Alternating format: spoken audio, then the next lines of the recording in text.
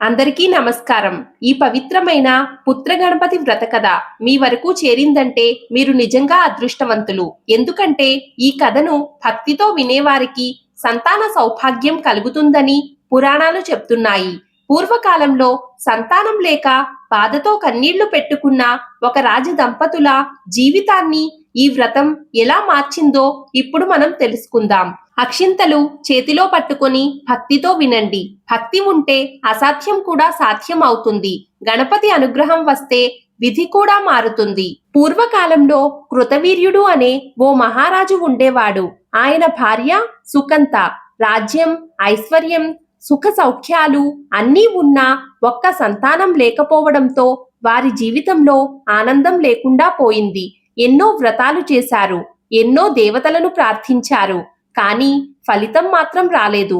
రోజురోజుకి బాధ పెరిగి చివరకు ఈ జన్మలో సంతానం కలగదని నిరాశతో ప్రాణత్యాగం చేయాలనే నిర్ణయం కూడా తీసుకున్నారు. అప్పుడే దివ్య యోగంతో అక్కడికి వచ్చిన మహర్షి వారి బాధను చూసి కారణం తెలుసుకోవాలని సంకల్పించాడు. దైవకృపతో తెలిసింది ఏంటంటే పూర్వజన్మలో చేసిన పాపాల కారణంగా ఈ జన్మలో సంతాన యోగం లేకుండా జన్మించాడని. ఈ విషయం విన్న రాజు భయంతో వణికిపోయి నా పాపాలకు పరిహారం ఏమైనా ఉందా అని వేడుకున్నాడు. అప్పుడు మహర్షి ఒక మహారహస్యాన్ని చెప్పాడు. భక్తితో గణపతి ఆరాధన చేస్తే సర్వ పాపాలు నశించి విధి కూడా మారుతుందని, సంతానం కలుగుతుందని ఉపదేశించాడు.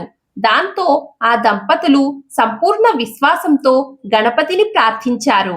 భక్తి, నమ్మకం, నియమంతో వ్రతం ఆచరించారు. దైవ అనుగ్రహం కలిగి కొద్ది కాలంలోనే వారికి పుత్ర సంతానం కలిగింది. వారి రాజ్యం ఆనందంతో నిండిపోయింది. ఇదే పుత్ర గణపతి వ్రత మహిమ.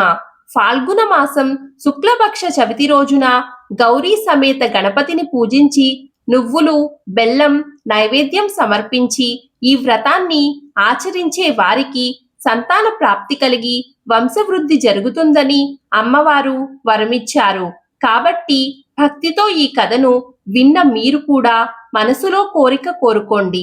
మీ చేతిలో ఉన్న అక్షింతలను స్వామి పాదాల వద్ద సమర్పించి నమస్కారం చేసుకోండి. భక్తి ఉంటే ఆశీర్వాదం తప్పకుండా లభిస్తుంది. గణపతి బప్పా మోరియా.